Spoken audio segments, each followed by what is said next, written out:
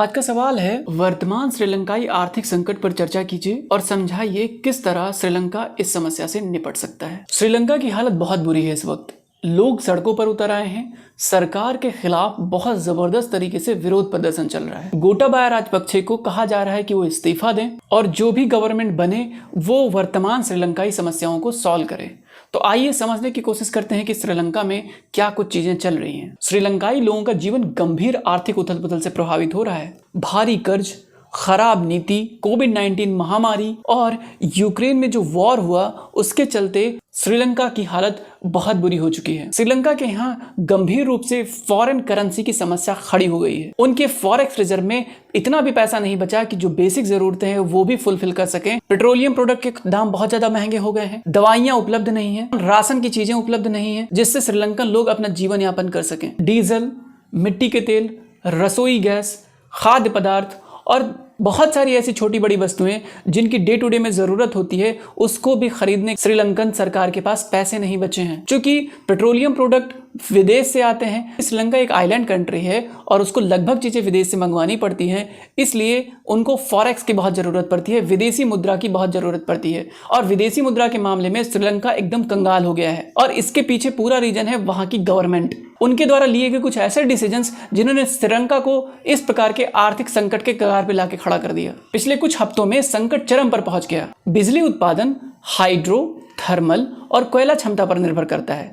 चूंकि ये शुष्क मौसम है, ड्राई मौसम है, जलाशयों में जल स्तर तेजी से घट रहा है, पानी खेती के लिए संरक्षित किया जा रहा है, जिससे डीजल से चलने वाले संयंत्र जितने भी हैं उन पर बहुत ज्यादा डिपेंडेंसी हो गई है। 13 घंटे की वहां पर बिजली की कटौती की जा रही है। इस time fuel and gas cylinder की दुकानों पर एक लंबी लंबी कतारें लग रही हैं। इस टाइम श्रीलंका में गुस्सा आम लोगों के बीच में बहुत बढ़ रहा है। लोग आपस में लड़ रहे हैं क्योंकि किसी को ज्यादा मिल रहा है, किसी को कम मिल रहा है, किसी को बिल्कुल नहीं मिल रहा है। लोग छोटी छोटी बातों पर लड़ाई कर लेते हैं। इस एग्जाम्पल से आप समझ पाएंगे कि समस्या किस हद तक बढ़ गई है। सिर्फ कतार तोड़ने पर, लाइन तोड़ने पर एक 29 साल के लड़के ने एक लोग की हत्या कर दी श्रीलंका में। जो लोग बुजुर्ग हैं वो कतार में लग नहीं सकते, अगर कतार में नहीं लगे तो भूखे बिना मर रहे हैं। वहां की गोटाबाया राजपक्षे गवर्नमेंट ने जगह जगह पर सैनिकों की तैनाती कर दी है। कर्मचारियों के पास काम पर जाने के लिए ईंधन नहीं है और घर से काम करने के लिए इलेक्ट्रिसिटी नहीं है।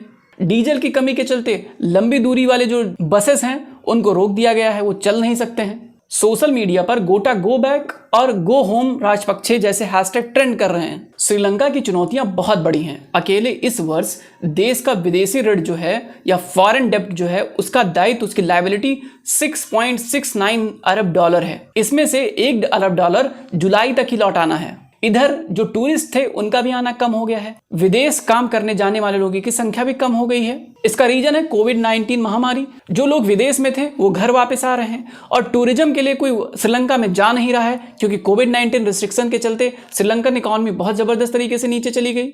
इस इन्फोग्राफिक से समझने की कोशिश कीजिए कि किस कदर 2011 के बाद श्रीलंकन आर्थिक विकास दर, जीडीपी ग्रोथ रेट किस तरह से गिरा है। -4 के एनुअल ग्रोथ रेट पे पहुंच गया है श्रीलंका का आर्थिक वृद्धि दर। इस इन्फोग्राफिक से समझने की कोशिश करिए किस प्रकार टूरिज्म 2019 के बाद से किस प्रकार गिरा है श्रीलंकन टूरिज्म। और आप एक बात देखिए, 2009 से 2018 के बीच में किस कदर टूरिज्म बढ़ा है। 2019 के बाद जब से गवर्नमेंट आई है उसके बाद से टूरिज्म देखिए किस कदर गिरता चला गया है। टूरिज्म कमजोर होने का जो मुख्य कारण था वो 2019 का ईस्टर्न साइड में बमबारी करना था, जिसमें तकरीबन 253 टूरिस्ट की मौत हो गई थी। उसके साथ साथ कोविड-19 का जो आउटब्रेक हुआ उसके बाद वहां का टूरिज्म तो पूरी तरीके से क्रैश कर गया। इस स्लाइड से आप समझने की कोशिश करेंगे कि वर्कर रेमिटेंस कितना कम हो गया है इस समय आना। जो लोग विदेश में जाके काम करते थे श्रीलंका के, अब वो बहुत कम पैसे श्रीलंका में वापस भेज रहे हैं। तो अगर इनडायरेक्ट टैक्सेस की बात करें तो इस स्लाइड से आप देखेंगे कि किस प्रकार इनडायरेक्ट टैक्सेस अब श्रीलंकन गवर्नमेंट ने कम कर दिए हैं। वैट जो कि 15% था उसको घटाकर 8% कर दिया,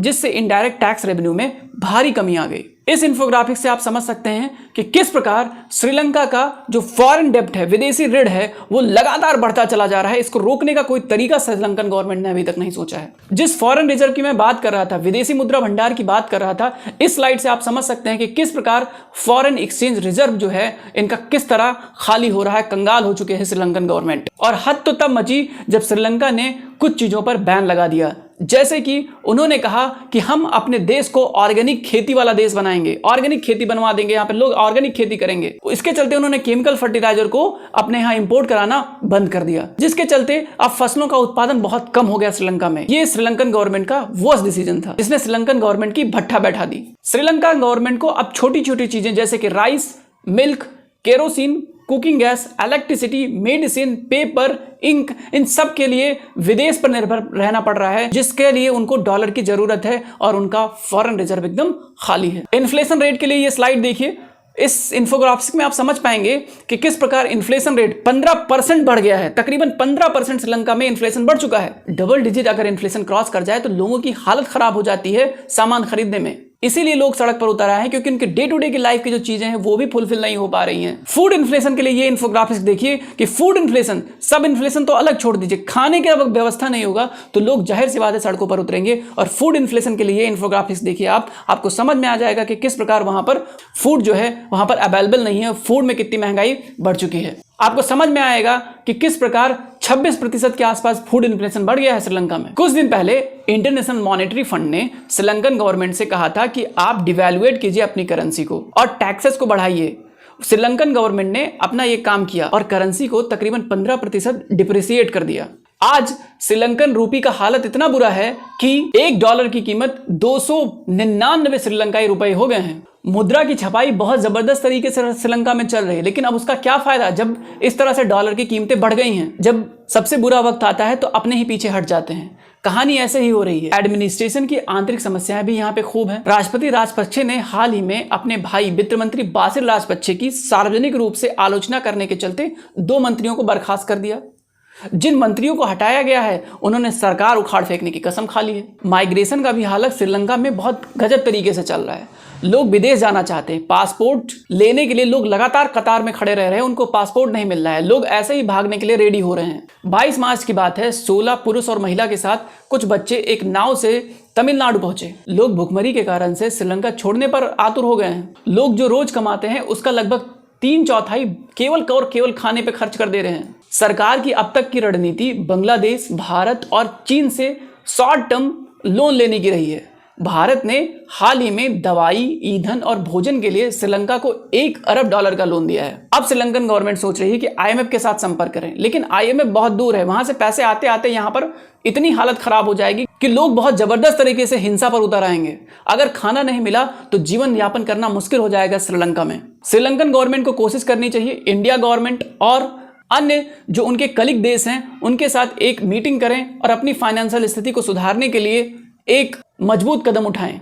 भारत लगातार उनकी मदद कर रहा है, लेकिन उसकी भी अपनी लिमिटेशन है। सरकार को अपनी पॉलिसी चेंज करनी चाहिए, उनको ऐसे नीतियां लागू करनी चाहिए जिससे उनका इकॉनमी बढ़ सके, लोगों को जॉब मिल सके और अननेसेसरी का जो आतंकवादी गतिविधियां चलती रहती है, वहां पर बॉम्बिंग होती रहती है, उसको रोकने पर भी बहुत जबरदस्त तरीके से जोर देना चाहिए। सिंगापुर और मॉरिशस जैसे कंट्रीज जहां की इकॉनमी ठीक है, उनसे इनको सीखना चाहिए कि ये भी एक आइलैंड कंट्री है, क्यों इनके यहाँ इतना टूरिज्म नहीं आता है। श्रीलंका की सबसे बड़ी गलती है चाइना को अपने साथ रखना। चाइना को लीज पर देते रहते हैं और चाइना वाले उनको अच्छा खासा अमाउंट पे नहीं करते हैं। अगर वो खुद से अपनी चीजें डेवलप करते तो शायद आज उनकी इकॉनमी की इतनी बुरी हाल नहीं होती।